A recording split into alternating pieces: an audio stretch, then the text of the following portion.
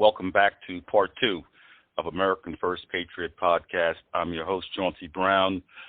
My co-host, veteran and sidekick, Jarrod Tomassi. Our guest tonight is John Noble, who's a veteran, works in the gas industry, talking about the morale has been high and talking about his perception that we will win in 2022, the midterms in the House, because of, unfortunately, what this administration has been doing.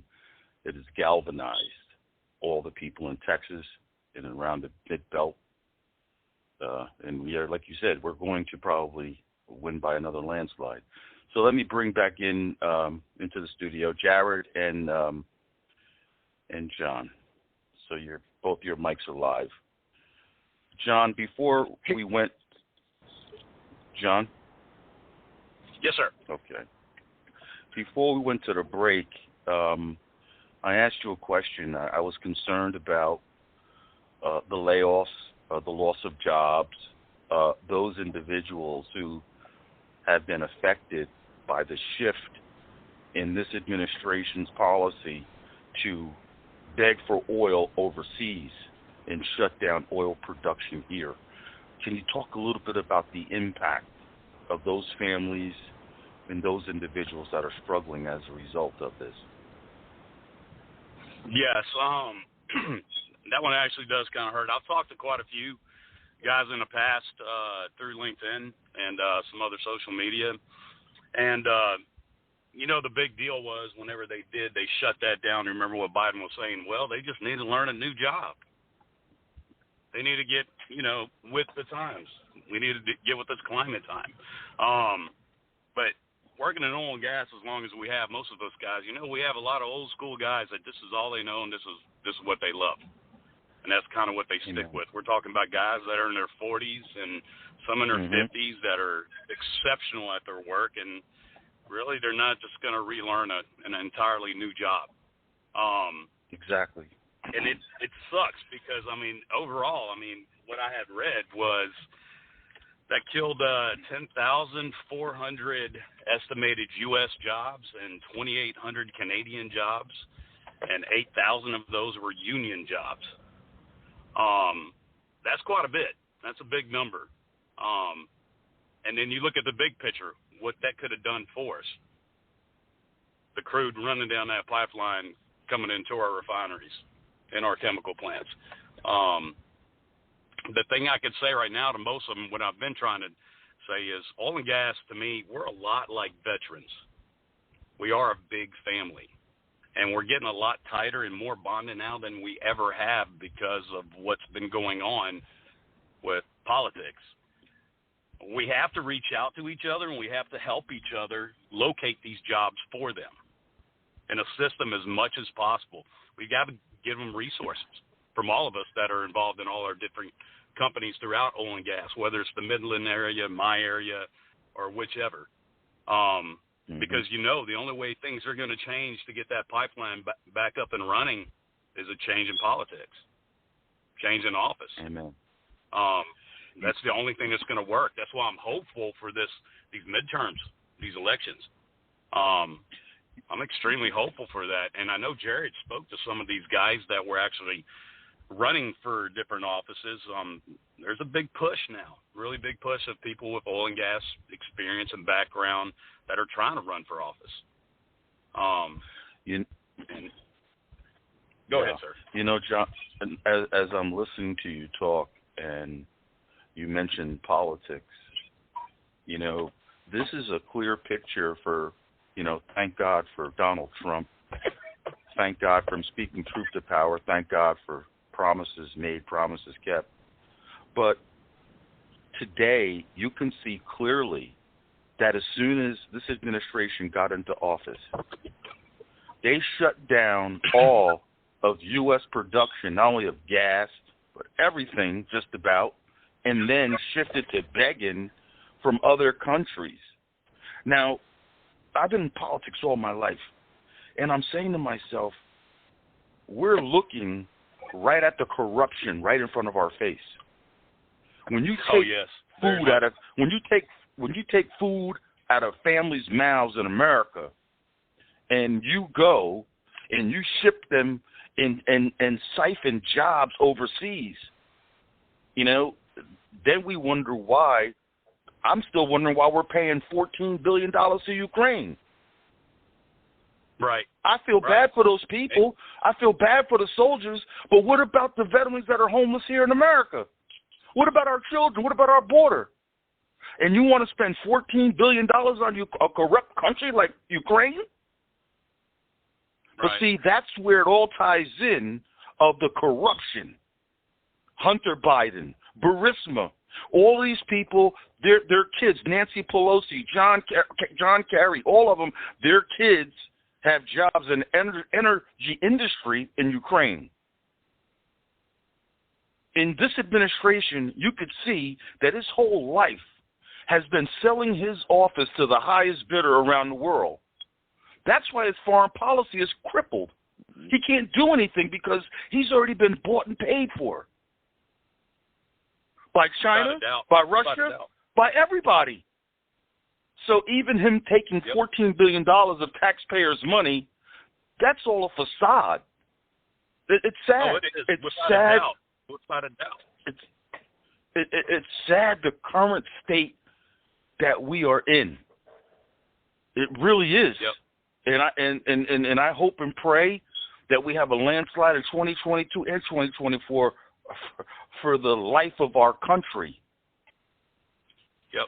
Oh, I'm with you, brother. Because, I'm very hopeful for this because, like you, I don't get how people can sit back, whether they read misinformation or not, just using the head on their shoulders. Common sense. Amen. Yeah, it's completely common knowledge that this is all means for corruption. That's all it is. It's all means for corruption. I mean, look at all the pipelines sitting in the ground of Ukraine. And people also seem to forget that the east side of Ukraine, that's the only lithium deposit in all of Russia. That's now a big we're deal learning right something. There. That's doggone right it is. Go ahead, John. That's a big you deal. You got the right floor. there. Take it over now. That's what we need to hear. Give some, John. Give some. That's it. Give it to us, baby. Light it up. Tell them about lithium. Dirty. Yeah, man. I want to hear. This is the juicy stuff now. Well, I mean, let's think about it, right? What's one of the best ways for us to get our oil and gas back up and running 100%, get back to being net producers, and why don't we start attacking like the liberal side did on oil and gas, start attacking the lithium side, the cobalt side, electric cars. Why don't we start attacking that and explaining to them where that comes from and how it got from one place to the other. Everybody saw how lately China's been investing in a lot of properties in Africa and South America, right? And you've seen where they've already took back some of those properties because of defaults. They're giving enormous amounts of money to these countries that they will not be able to pay back. And when they can't pay it back, you just got daddy in your house and you just took over your mines and just took over all that product there, And that people have been wondering why China's been investing so much in South America in the past 5 years. The biggest lithium country out there is Chile. And they're investing in Chile. They're investing in all these countries in South America. We're literally letting them take over. We're literally letting them take over our own natural resources throughout the world. John, I think America right now is only sitting at 4%. Right. I have a quick question because I'm a novice in your field. Now, my knowledge of lithium is grease. No? Or I'm being funny. No, lithium. I know, but there is lithium grease. I'm being facetious, but no. All I know is the lithium batteries for charging and energy. Can you just, for people like me and people that really don't know, how is lithium valuable in used? Is it used in nuclear energy? Is it used for the military? Is it biotechnology? What do they use lithium for? That makes it so valuable. Go ahead, Jarrod. Before you answer that, let me just. I was just reading this today, and I just got to give some quick facts on lithium real quick. So a typical electrical vehicle battery weighs 1,000 pounds. Okay, it contains 25 pounds of lithium, 60 pounds of nickel, 44 pounds of manganese, 30 pounds of cobalt, 200 pounds of copper, and 400 pounds of aluminum, steel, and plastic. Inside are 6,000 individual lithium-ion cells. Okay? That's one car, one battery. That's why they're so expensive. To manufacture each electrical vehicle, so EV auto battery, you must process 25,000 pounds of brine for the lithium, 30,000 pounds of ore for the cobalt, 5,000 pounds of ore for the nickel, 25,000 pounds of ore for the copper. All told, for one 1,000-pound battery, one vehicle, you have to dig up 500,000 pounds of the Earth's crust for one battery. Now that sounds like a climate changer. Yes, that's exactly what you got to tell those door-to-door salesmen that are selling you solar panels. Wow. You know them guys that come to your door to sell you solar panels? Yes. What you just told them, Jarrod, man, you got to put that on a piece of paper, hang it on the front door. Wow. Put on a shirt. So they're talking about, so in other words, climate change is a hoax too, right? Because if they're for climate change, unbelievable. Did you see the founder of the Weather Channel, the actual scientist, not the CEO? The founder of the Weather Channel says it's a complete hoax. I mean, it really is, though, what your boy was saying earlier about all the corruption. I mean, why do you think why do you think the government is heading that way? I mean, he talked about earlier, right? All these politicians and their fingers, everybody, where they're at. I mean, it's almost like when we're talking about oil and gas, right? If we believe those fools, then we need to put Hunter Biden on, and because he's the expert, right, in oil and gas. I mean, he definitely has the jobs for it, right? And we saw his connections to China all over the place too. I mean, all these dots connect on why we're making these changes in politics. And the worst thing in the world that I hate, because I do this all the time on LinkedIn, I've gotten in trouble for it, I don't call congressmen and senators our leaders. I call them our servants.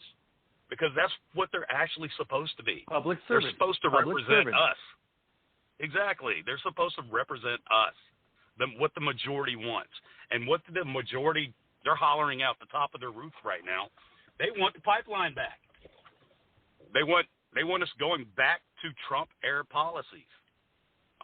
That's the majority, and that's even on the left side. They all decided to come back, now that they're having to pay more at the pump. You know? But they're not being listened to. That's why I don't call them people leaders anymore. I don't. They're not our leaders. They need to know exactly where they sit. They're there to serve us. And when you're on the ground every day,